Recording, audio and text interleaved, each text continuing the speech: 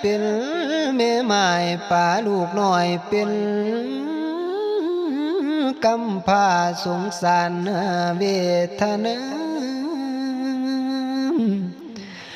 ลูกผัวเมียได้แต่เพื่อได้ให้หำคนิ่งหา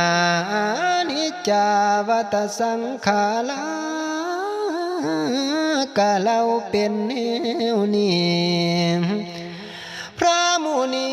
เพิ่นสอนไว้เตือนใจบอกไว้พวกเขาพิจารณาความหมดเที่ยงความตายอยู่เรื่อย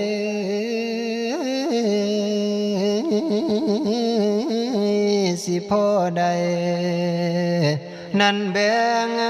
เบาละนาสถา